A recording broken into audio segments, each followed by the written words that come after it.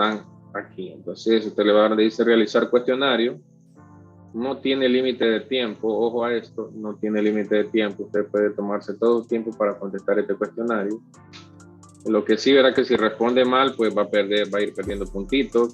Cada una de las preguntas vale 0.5. Es decir que si pierde 2, pues solo va a tener 4 puntos.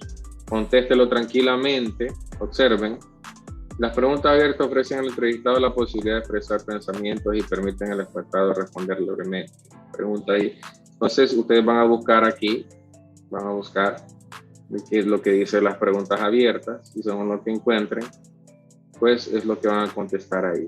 Las preguntas, aquí habla del tipo de preguntas, pero más que todo son las preguntas abiertas. Ofrecen al entrevistado la posibilidad de expresar pensamientos, ahondar en un tópico libremente. Y miren, permiten lo que está verdadero. Entonces le voy a dar verdadero porque ya la encontré y le voy a dar continuar.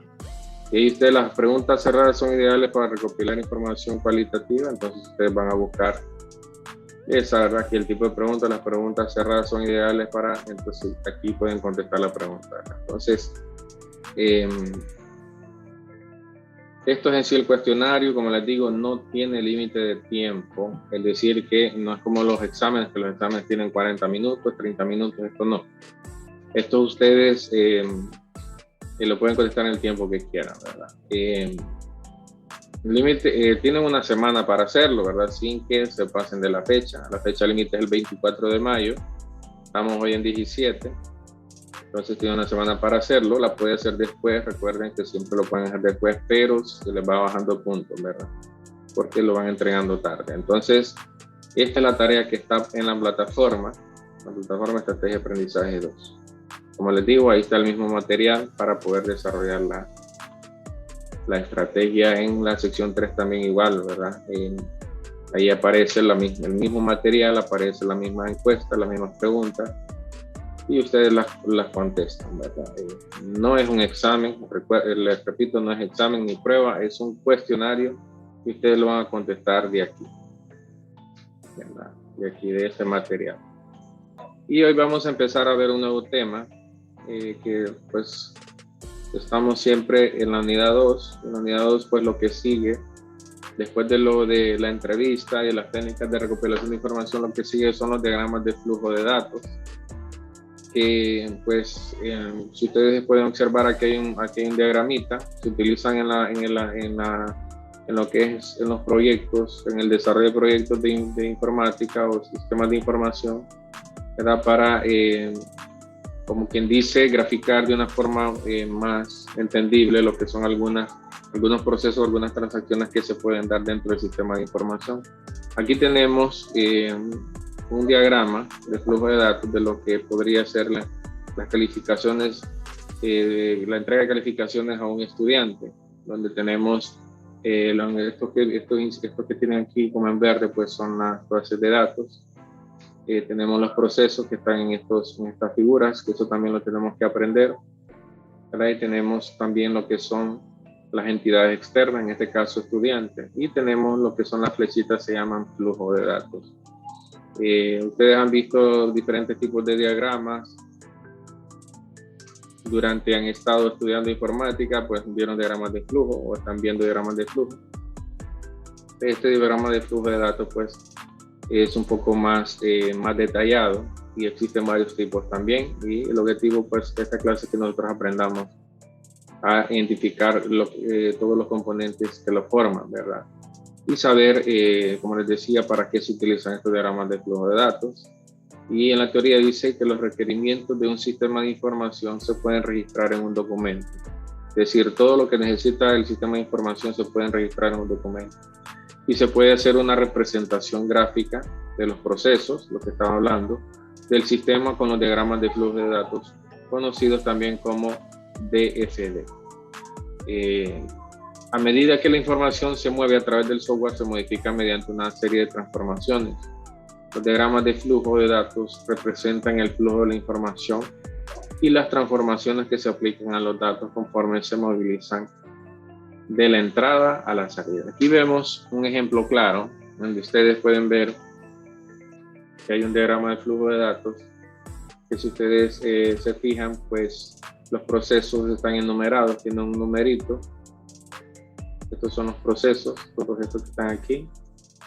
Tienen un numerito en la cabecera, ¿verdad? Que ayudan a identificar, ¿verdad? En este caso, pues, la secuencia que estos van a llevar. Y las flechas, pues, marcan el flujo que va a llevar que va a llevar el proceso desde el origen hasta el destino. En este caso, pues, como dice, cómo se movilizan las transformaciones de los datos, ¿verdad? Desde que está en una base de datos hasta que el estudiante recibe lo que es su calificación. En este caso vemos un diagrama que muestra las calificaciones a un estudiante, donde tenemos aquí tenemos lo que son los almacenamientos de los datos. Tenemos los datos del maestro, los datos de las calificaciones, los datos del estudiante, que para comprender mejor este diagrama, pues nosotros tendríamos, ustedes tendrían que conocer perfectamente cómo cómo está hecha una base de datos de un sistema de calificación, donde hay una base de datos que tiene todos los números, todas las calificaciones de los alumnos, donde hay una base de datos solo para los cursos, donde hay una base de datos solo para los alumnos, donde hay una base de datos solo para, o tablas, ¿verdad? Para lo que son los maestros. Entonces, número 1 dice leer el registro de la calificación, ¿verdad? Que está arraigado explícitamente o específicamente, perdón, con el código del estudiante. Número 2, leer el registro de curso, ¿verdad? Identificar al alumno también no solo por su código, sino también por el curso. Número 3, leer el registro del estudiante. Por medio de esto es que se puede hacer la relación, se puede buscar lo que es la nota que tiene este alumno. Y el calcular, número 4, calcular por medio de las calificaciones. Y número 5, imprimir el informe de calificaciones del estudiante. Y así es como llega ya a la salida, que sería el estudiante, donde se le entregaría en su mano lo que es una boleta de calificación. Estos diagramas de flujo de datos tienen sus ventajas y sus desventajas, ¿verdad? Y los símbolos que utilizan solamente son 4, donde tenemos el proceso, que el proceso, como les decía, son estos que están aquí. Los flujos de datos son las flechitas que están acá, todas las flechitas que ustedes miran en ese DFD, y las entidades externas, pues son estos, ¿verdad? Que están aquí, por ejemplo, estudiantes, una entidad externa de lo que es el sistema, y tenemos el almacenamiento de datos, que por lo general pues van estos cuadritos y van con esta cabecera de 1, de 2, que lleva el nombre de la tabla que está representando. Entonces tenemos esos 4 símbolos para los que son los DFD, que son proceso, flujo de datos, entidad externa y almacenamiento de datos. Vamos a ver lo que son las ventajas de los DFD. Debido a su sencillez, es normal que el analista de sistemas encuentre mucho más fácil escribir la interacción entre los componentes físicos que comprender la política empleada para administrar la aplicación, ¿verdad? Como son sencillos de hacerlos, esto pues es mucho más fácil, ¿verdad? Al analista se le puede hacer más fácil comprenderlo, ¿verdad? Desde una perspectiva gráfica, que de repente verlo como quien dice plasmada, ¿verdad? En papeles, o que venga alguien y se lo explique así, ¿verdad? Y que de repente, no, él quiere ver cómo fluye, él quiere ver cómo fluye el sistema, cómo va a trabajar, y esto lo van a, esto es un paso, ¿verdad? Para trasladarlo lo que es un sistema de información. Los diagramas físicos de flujo de datos son de utilidad para comunicarse con los usuarios y el cliente. Se relacionan con personas, localidades y documentos. Pero otra de las ventajas que tienen esto es que permiten la comunicación con los usuarios, ¿verdad? Con los clientes también, ¿verdad? Y estos diagramas, pues, si ustedes se fijan, en este caso, el estudiante es una entidad externa, que sería, por decir así, un cliente, ¿verdad? Digamos, si ustedes lo quieren ver así, sería como un cliente o un usuario, ¿verdad? Un usuario final, que de repente puede ser un usuario porque puede ser que el alumno busque su nota en una página web. Entonces es el usuario final que está buscando, ¿verdad? Obtener una información del sistema. Entonces todos estos son los pasos que se dan para que un estudiante, cuando ingresa su número de entidad, le aparezca su nota, ¿verdad? También proporciona un camino para validar y verificar el punto de vista del usuario sobre la forma que utiliza el sistema. También, ¿verdad? Un usuario puede, se puede ver en este diagrama, se puede ver el papel que juega un usuario, ¿verdad? Y también puede dar su punto de vista de lo que está viendo a través de un gráfico. Facilita la interacción entre el usuario y el analista. Prácticamente es lo mismo que estamos mencionando en el punto número 2, ¿verdad? Que tiene facilita pues, de utilidad para comunicarse con usuarios y con clientes, ¿verdad? Esa es una de las ventajas de los DFD, y las limitaciones pues tenemos que no permite recoger el comportamiento del sistema, que debe responder a eventos en función de los tiempos, y para ello se utiliza el diagrama de transición de estado, ¿verdad? Que es otro tipo de diagrama, creo que está aquí en el libro este tipo de diagrama. Tampoco permite dar cuenta de las relaciones entre los datos que se precisan almacenar. Para ello se utiliza el diagrama de entidad-relación. Este diagrama de entidad-relación lo vamos a ver más detallado porque es el que más se utiliza.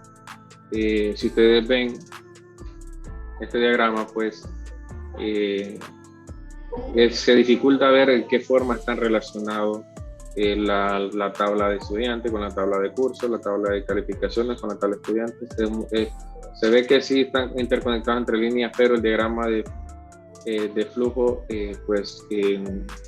no nos va a mostrar como nos mostraría un modelo de entidad-relación, que con el modelo de entidad-relación que está en la tercera unidad, nosotros vamos a ver cómo de un modelo de entidad-relación podemos empezar a construir una base de datos. No permite reflejar situaciones en las cuales es preciso dejar manifiesto la necesidad de concurrencia de dos o más flujos de datos para que un subproceso pueda iniciar efectivamente su tarea. Para ello se utiliza la especificación del proceso. También está más adelante aquí en el libro. Este no permite ver en sí si algún proceso se está repitiendo dentro del flujo de datos. Si no permite verlo, entonces sería una redundancia de proceso, lo cual sí se puede ver en la especificación de proceso. También no permite recoger el contenido de los flujos de datos ni el contenido de los archivos. Para ello se utiliza el diccionario de datos. El diccionario de datos está más adelante también, que el diccionario de datos nos muestra, por ejemplo, qué campos tenemos en el maestro de curso, qué campos tenemos aquí en maestro de calificaciones, qué campos tenemos en estudiante, y la especificación de cada uno de ellos. Eso hace el diccionario de datos. Bien, el diagrama de flujo de datos es una de las técnicas de diagramación estructurada más utilizadas para la representación de procesos, ya que es de fácil comprensión tanto de los analistas como de los usuarios o clientes.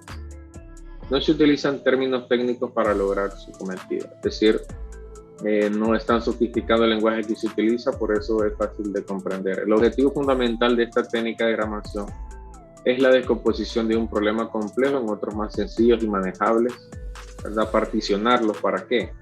Número 1, simplificar la complejidad del sistema, representando los diferentes procesos de que consta. Y número 2, facilitar el mantenimiento del sistema. Es decir, que un sistema en general, los diagramas de flujo de datos, son un sistema en general, no lo puedes comprimir o nos puede particionar. Por ejemplo, esta parte de aquí la podemos particionar y hacerla más detallada. Podemos particionar esta parte de aquí y hacerla más detallada también. Eso nos permite los DFD. Bien, entonces seguimos. Los diagramas de flujo de datos están formados por conjuntos de diagramas DFD con distintos niveles de abstracción. Los DFD no proporcionan ninguna indicación sobre la secuencia de procedimientos ni el tiempo, ya que estas se realizan en la fase del diseño. Bien, cuando habla de distintos niveles de abstracción, pues estamos hablando de que los diagramas de flujo de datos pues se pueden dividir en diagramas de contexto, que está más adelante. Aquí tenemos los tipos de los elementos que encontramos. Tenemos los niveles de diagramación de los DFD, eso nos va a quedar para la otra clase. Nosotros vamos a ver ahorita lo que son los símbolos utilizados. En los símbolos utilizados tenemos lo que es el proceso. Y se utiliza para representar la transformación de información y convierte los flujos de datos de entrada en uno o varios flujos de salida.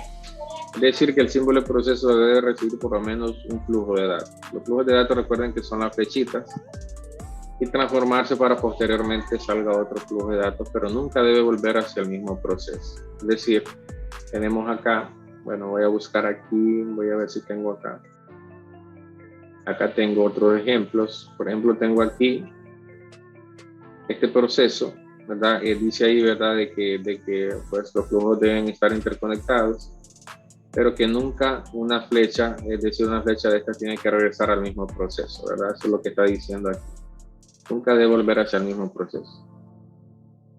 Las características del símbolo del proceso se representa por un rectángulo con esquinas redondeadas divididas en dos secciones. Miren, ¿verdad? La sección superior deberá contener el número de procesos que representa, por ejemplo, 0, 1, 1.1, 1.2, dependiendo del nivel en que se está representando. ¿Verdad? Por ejemplo, aquí tiene 0.3, ¿verdad? Si fuera un diagrama más de una jerarquía, ¿verdad? Un poco más baja, pues estaría más especificado, ¿verdad? Con los números o el nivel. En la sección inferior aquí se deberá escribir una acción, o sea, lo que hace, ¿verdad? Por ejemplo, aquí es crear una consulta de productos a un criterio.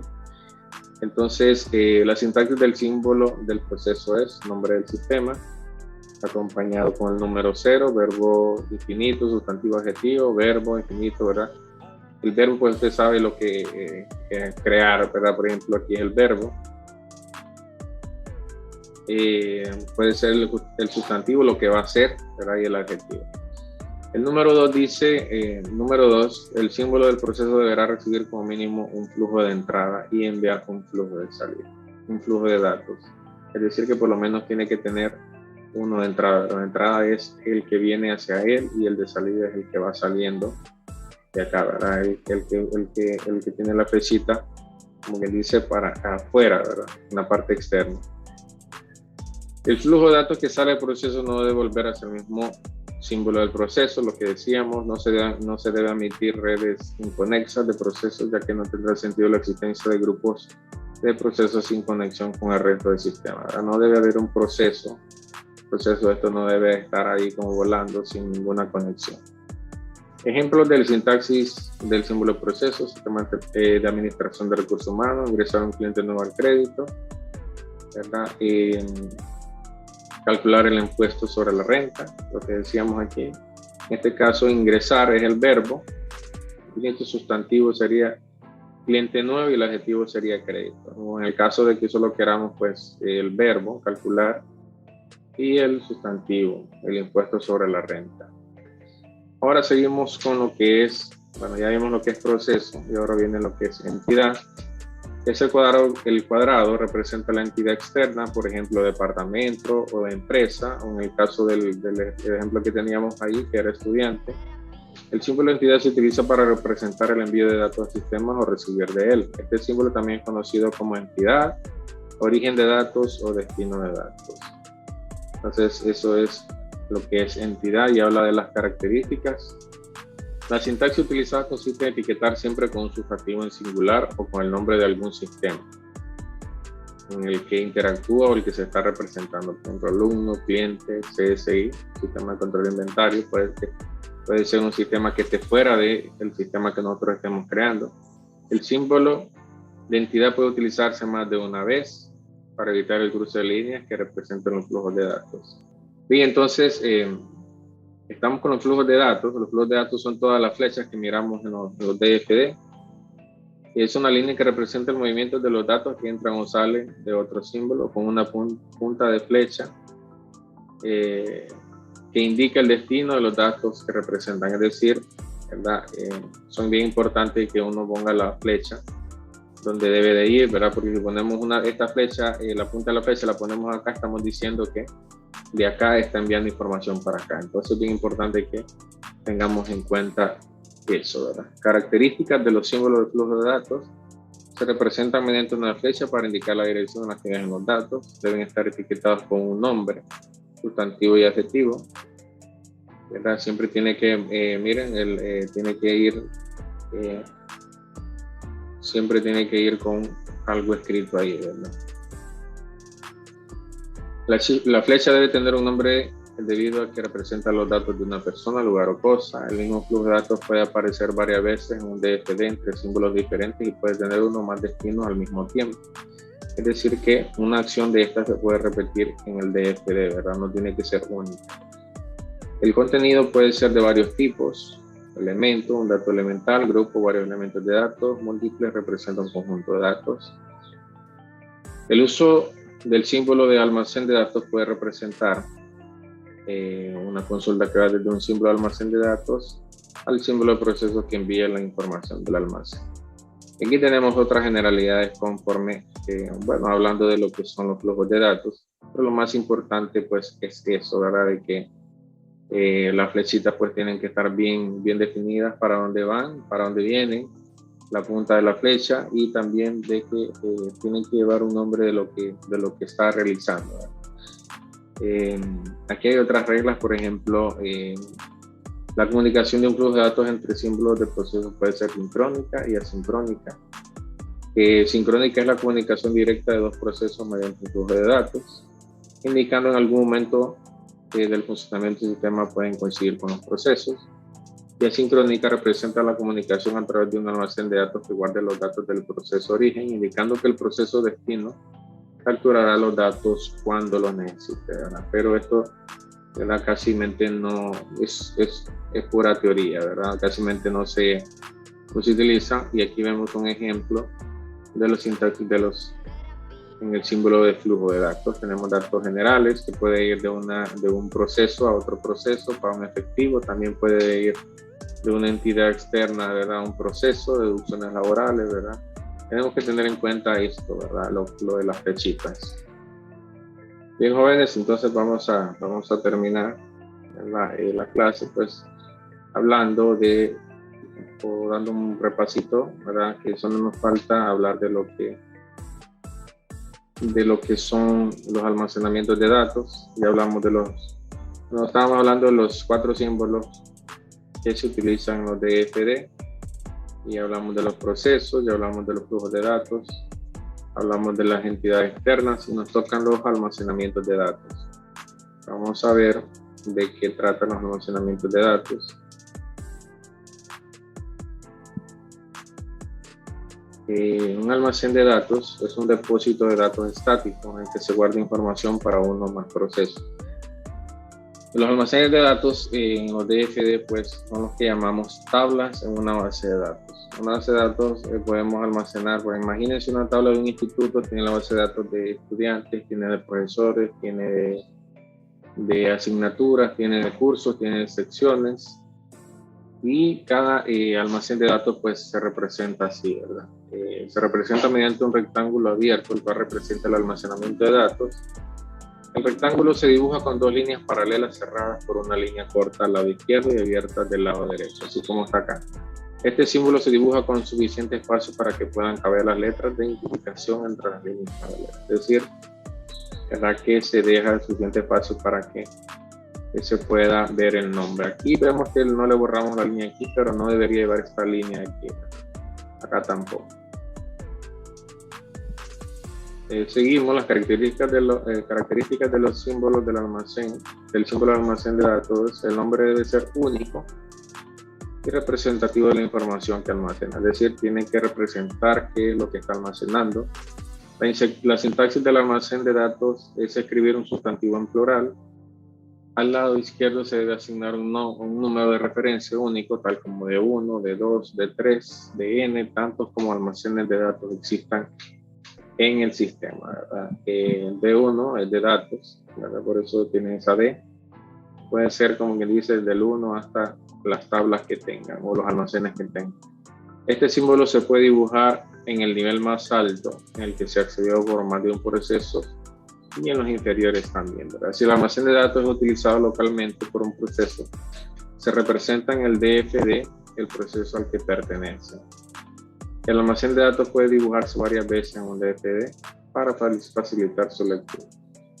Y los almacenes de datos temporales, como un papel, borrador o un archivo temporal de computadora, no se incluyen en el diagrama de flujo de datos. Ejemplo de sintaxis de un símbolo de almacén de datos. Tenemos un registro de clientes, registros, mire siempre en plural, registros del estudiante, siempre en plural y siempre con D1, D2, D3, D4, dependiendo de los almacenes que tengamos. Entonces, en resumen, pues los DFD pues es una técnica de diagramación de las más utilizadas, ¿verdad? Que permite ¿verdad? Ver de una mejor forma la transformación de datos que sufren, ¿verdad? La información a lo largo de que se realizan los procesos, ¿verdad? Es decir, desde que va a salir desde el sistema hasta donde, ¿verdad? Y hasta que llega al usuario final, hasta que llega a la persona que requiere el archivo, que requiere la información, ¿verdad? Es como quien dice, partir de algo complejo a algo más, ¿verdad? Más detallado, más sencillo, ¿verdad? Para mejorar la comprensión a la hora de querer pues plasmar el sistema o llevarlo a lo que es la programación, ¿verdad? Eso es el objetivo del DFD.